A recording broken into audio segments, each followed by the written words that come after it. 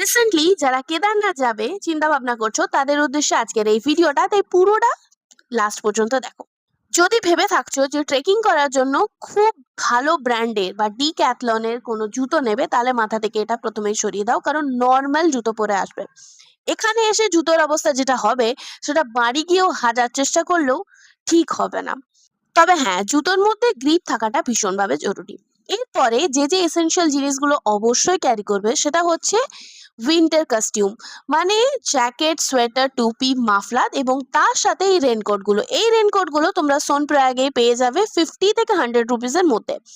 এরই সাথে কিন্তু ওআরএস, গ্লুকন-ডি এবং সব থেকে ইম্পর্টেন্টলি ভলিনি।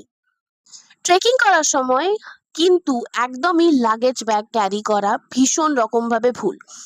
এবং তোমরা পিঠে যে ব্যাগটা ক্যারি করছো সেটা অবশ্যই মাথায় রাখতে হবে যে সব থেকে হালকা ওয়েটের মধ্যে যেন হয়। ন্যূনতম কিছু প্রয়োজনীয় এসেনশিয়াল জিনিস ছাড়া খুব একটা ভারী না করাটাই বেটার এবং সব থেকে বুদ্ধিমানের কাজ। এবার হাইলি এসেনশিয়াল যে জিনিসটা সেটা হচ্ছে কর্পূর, অক্সিজেন এবং তার সাথে হচ্ছে মাস্ক। যদি ডাস্ট অ্যালার্জি থাকে তাহলে তো মাস্কটা অতি অবশ্যই দরকার, কারণ ওখানে পাহাড়ে ট্রেকিং করার সময় এতটাই ডাস্ট থাকে যেটা তোমাদের হেলথ কন্ডিশনকে ভীষণ রকমভাবে খারাপ করতে পারে। ট্রেক করার সময় এই হাতের লাঠিগুলো কিন্তু ভীষণভাবে জরুরি। এটা 20 টাকা বা 30 টাকা করে নেয়। তবে হ্যাঁ, এইটার হাইটটাও কিন্তু মাপতে হবে তোমাদের হাইটের থেকে যেন একটু হলেও কম থাকে, তবে সেটা তোমাদের জন্য চলার জন্য সুবিধাজনক হবে।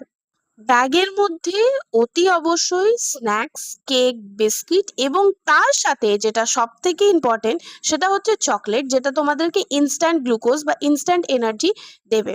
ভারী খাবারটাকে একদম অ্যাভয়েড করে যেতে হবে এবং প্রচুর পরিমাণে বডি হাইড্রেটিং খাবার খেতে হবে এবং তার সাথে জলটা কিন্তু মাস্ট। সবাইকে best of luck, have a safe journey, tata.